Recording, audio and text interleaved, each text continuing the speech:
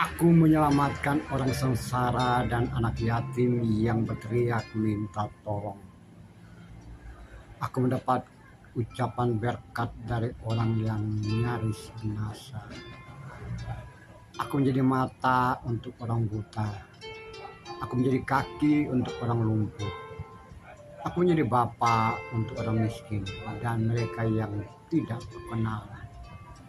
Bahan beberapa ayat dari Ayub pasal 29. Renungan kita satu hari satu pasal dari kitab Ayub. Hari ini Ayub pasal ke-29.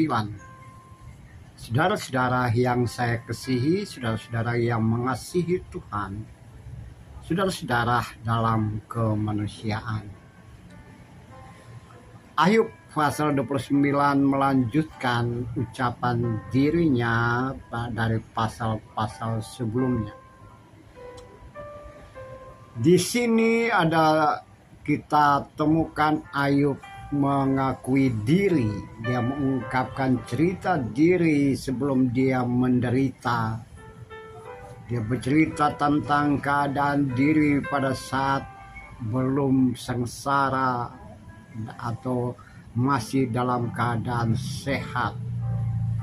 Ya, seperti dalam bulan-bulan sebelumnya, pelitanya bersinar.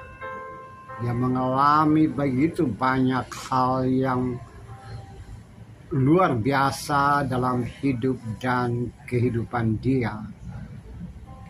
Ketika dia melangkah keluar rumah, keluar kota, jalan-jalan, maka ada orang-orang yang mundur dan memberikan dia jalan. Bahkan ketika dia lewat, pembesar pun berhenti berbicara. Semua orang menghormati dia. Bahkan mendengarkan nama Ayub, mereka sudah cukup bahagia. Ayub begitu dihormati. Kini berbanding terbalik. Bahkan saudara-saudaraku yang kekasih, dari bagian ini kita menemukan bahwa Ayub luar biasa. Kelebihan, kekayaan, kehormatan, dan juga penghormatan yang ia dapatkan. Begitu banyak hal yang terjadi dalam dirinya, dan bahkan ada hal-hal yang tidak terduga ia dapatkan dari komunitas dan masyarakat sekitar. Dia begitu terkenal. Namun, dalam keadaan yang berlebihan seperti itu, ternyata ada keseimbangan hidup dan kehidupan. Dia tidak terpaku dan terjerumus atau tetap berada dalam suasana mapan dirinya dan asik di situ. Dia tidak berhenti di dalam rumah besar atau di dalam sangkar emas yang ia ciptakan sendiri. Tidak. Dia tidak membatasi diri dengan orang-orang tercecer, orang terlupakan, dan orang-orang miskin. Kita memperhatikan, saudara-saudara, ada keseimbangan yang lain.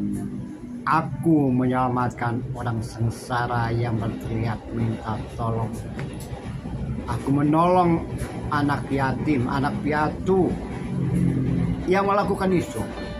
Bahkan orang-orang yang nyaris binasa, yang miskin, yang terlupakan, yang sengsara pun dia tolong.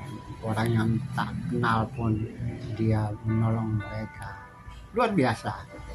Aku menjadi mata bagi orang buta, menjadi kaki bagi orang lumpuh, menjadi bapa bagi orang miskin, dan membela orang-orang yang tidak dikenal. Itulah keseimbangan di balik kehebatan, kelebihan yang ada pada dirinya. Ia tidak selesai di situ, tapi ia melakukan hal yang menurut pandangan orang tidak layak dilakukan oleh orang besar, orang kaya. Tapi tidak, Ayub lakukan semua itu. Saudara-saudara yang kekasih, saudara-saudara yang Tuhan kasihi, saudara-saudara yang mengasihi Tuhan, saudara-saudara yang saya kasihi. Kalau kita bawa dalam konteks kekinian kita, mungkin saja dalam hidup dan kehidupan sehari-hari Anda dan saya bertemu dengan begitu banyak orang besar, orang yang dihormati, orang-orang yang luar biasa, orang-orang yang mendapatkan penghormatan, orang-orang yang punya kuasa dan kekuasaan. Tapi apakah mereka bisa juga berada di sisi yang lain dari hidup dan kehidupan mereka? Apakah tangan mereka cukup panjang untuk menolong mereka, orang yang sengsara dan terlupakan? Apakah mampu juga menolong teriakan anak yatim piatu? Atau menyisihkan berkat yang ada pada diri mereka kepada orang-orang yang membutuhkan? Menjadi kaki dan tangan bagi orang yang lumpuh, menjadi mata bagi orang yang buta, bahkan melakukan edukasi publik terhadap orang-orang yang tidak dikenal, yang miskin dan papa. Saudara-saudaraku, itulah keseimbangan hidup yang seharusnya terjadi. Bagaimana saudara dan saya dalam hidup kekinian kita? Bisa saja kita seperti banyak orang seperti itu, tapi bisa juga kita lakukan seperti apa yang diungkapkan oleh Ayub. Apa yang ada pada kita itu bukan menjadi penghalang buat menolong orang lain. Telinga kita, mata kita, tangan dan kaki kita masih tergerak untuk menolong mereka yang berteriak minta tolong, atau anak yatim piatu yang tidak ada orang menolong mereka. Sehingga begitu banyak orang mendapatkan dan merasakan berkat yang Tuhan telah berikan kepada dirimu dan diriku, dan itulah suatu kebahagiaan.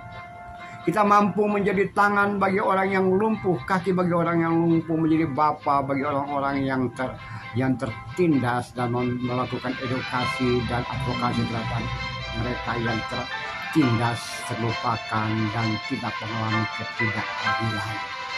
Saudara-saudaraku, hidup itu harus lengkap. Hidup itu harus juga seimbang. Hidup dan kehidupan kita bukan melulu tertuju pada diri kita, dan apa yang kita lakukan seperti ini itu adalah kita sama juga kita lakukan untuk Tuhan. Kita memuliakan Tuhan melalui apa yang kita kerjakan untuk orang-orang yang kecil, orang-orang miskin, orang-orang terlupakan, orang-orang yang kurang beruntung, orang-orang yang membutuhkan pertolongan saudara dan saya. Mari kita renungkan ulang ayat 29 dan temukan kekayaan hikmat di balik ini semua, sehingga saudara dan saya mencapai keseimbangan hidup dan kehidupan. Terpujilah Tuhan, terpujilah Kristus, haleluya, amin.